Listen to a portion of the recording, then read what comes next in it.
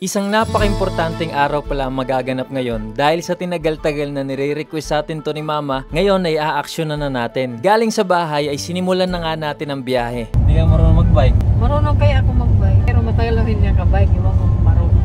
Oh, hindi na marunong yan. Dito nga muna tayo pumunta sa unang shop para mamili. Ayan, so sinasama natin ngayon si Mama. Mamimili siya ng tamang-tama lang para sa kanya. At the same time, yung medyo tama lang din sa mga pupuntahan niya. Tapos medyo murang presyo lang. Siyempre, tinignan na nga muna natin isa-isa kung may magugustuhan ba tayo. May ilang magaganda at kailangan din natin i-consider yung presyo sa pagpili. Pwede rin siya 50,000. Okay. Pero may unit kami sinin sir, may solar, na naka-built-in solar panel, 60,000. Para di magsisi sa pagbili ay titingin din tayo sa ibang tindahan. Ito naman yung pangalawa, silipin natin kung goods ba. Kaya ba nito mga akyat sa matataas?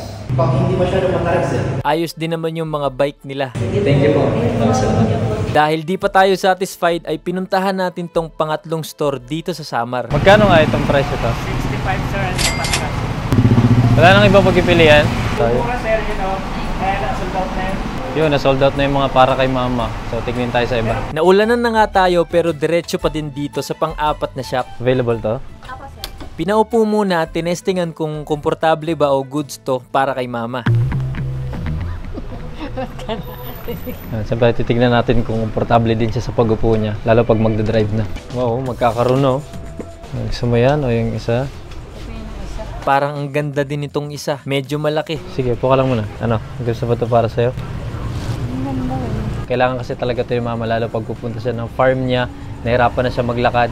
Minsan sumasakit yung mga tuhod-tuhod niya. Napakalaking tulong pagka meron siya nito ang ginagamit. Saka matagal niya nang re-request to, matagal niya nang gusto magkaroon nito. Parang gusto ko din to subukan. First time ko magpatakbo ng e-bike. Kahit umuulan nga ay pinatakbo natin dito sa Calbayog, Samar. Malapit sa shop yung e-bike. Napakaganda din ng takbo niya. At dahil di pa tayo nakakapag-decide ay sinunod na nating tignan tong pang-limang store. Sana may mapili na tayo. Ito ba yung may solar? Magkano nga ito? 64,500. Nandito sa taas ang solar? Yes sir, naka-install na po siya dito sa taas. Ay, manipis lang na klase. Sa ilang oras yung charging ng solar? Dito sir, walang ano lang sa oras kasi nakadepende yan sa Ah, okay. Pwedeng ma-test drive ito? Testingan muna namin kung pwede dito. Tinestingan din natin saglit pero dito lang tayo sa loob nagpatakbo. Sobrang hirap din pumili kaya binalikan natin yung pinakaunang store na pinuntahan natin. Ano, babalik tayo? Babalik na naman tayo dito. Sa huling pagkakataon ay titingin ulit tayo. Pag wala pa rin, ewan na lang. Ito yung parehas nung yung walang solar. Kasi yung budget namin, hindi maganda eh. Dito kami kasi sabi 50% discount daw. Nakita namin sa Facebook, kaya dito kami sa Pidelo. Sir, yun na Diba? talaga yun Grabe naman yan. spot cash na. Diba naman yan, Pidelo. Ito yung solar, no? Opo, yun po yung solar. Sakyan mo nga, Ma. Testingan mo. Gusto talaga natin sigurado kaya pinaupo natin si Mama at nag-request din tayo na i-test drive para talagang sulit yung pagpili ng e-bike. Pinakiramdaman talaga natin at komportable din ako sakyan. Di pala to sponsored, tinesting lang natin talaga at eto na nga. Ay na, nakasakay na si Mother. Ngayon, alamin naman natin yung presyo. So magkano to, ma'am? 64,500. Medyo ano yung mata ko? 54,500? 54. Medyo malabo yung mata ko eh. Testingan natin doon sa bahay. Halimbawa mabili natin. Pag nabili. Kumuha na nga tayo ng pera at eto na nga. So ito yung version na solar. Ang budget lang sana natin mga nasa 40 lang. Dahil may solar, ito yung nakadagdag ng lakas sa kanya. Para hindi na laging nag-charge si Mama sa saksakan. Nakakatulong yung solar habang nag-drive. Kahit sa bulsa hindi. Ayan, pirmahan na ng kung ano-ano. Siyempre, ang saya ng nanay natin. Siguradong masaya talaga siya, pero ako... Thank you talaga. Bakit? Parang yung ngiti mo parang butas sa bulsa. Pasensya na. Tuwang-tuwa pa talaga. Umiyak na butas sa bulsa. Pakishare nito, pakishare na lang. Yun na lang yung tulong. Gawin nyo tong at least 20M para mabawi yung binili natin dito kay Mama. Mahal magkananay. Problema na yung anak ko dahil ang dami niyang pinagkakagastos at isiningit pa niya yung e-bike ko. Para lang daw matuwa ako. Kaya natuwang-tuwa ako kaya hindi ako umiiyak. Pag natutuwa ako, hindi ako umiiyak. Kaya bawiin na lang natin sa views. Gawin nyo tong 20 to 30 million views. Share nyo naman. Salamat talaga, nak, ha? Hindi ako naiyak sa sinabi. Dito ako naiyak. Naiyak daw siya sa sa gastos. Kayang-kaya yan. Dudugo na nga eh. Ganyan talaga ang mabait na anak. Kahit sagad na para sa nanay. Naut- Bigay. Nauto na naman tayo, i-share mo na lang talaga to. Ganun talaga yung mga anak na mabait. Inuuna yung nanay. Ganyan din ang nanay, malakas mambola sa anak para request granted agad. Mag-ano ka, mag-sound trip ka. Di masyado. Bihira. Mag-download ka na lang ng mga kanta ng Bini, yung sikat na grupo ngayon. Lahat chicks, tapos talented. Hindi nga ako mahilig sa music. Bihira lang ako maghilig. Yung ano, salamin sa natin ng panahon. Kasabay ng, mali. Yun eh. Bihira lang ako magdaan sa music. Malay mo, yung Bini, pumunta dito sa Samar. Maging kaibigan natin silang lahat. Pag gumanon ako, may meet natin sila. Comment nyo.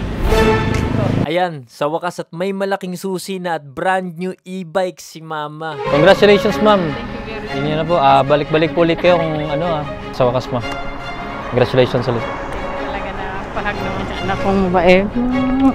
Bait sabi ni mama. Siyempre, dadrivean na natin agad. Sige.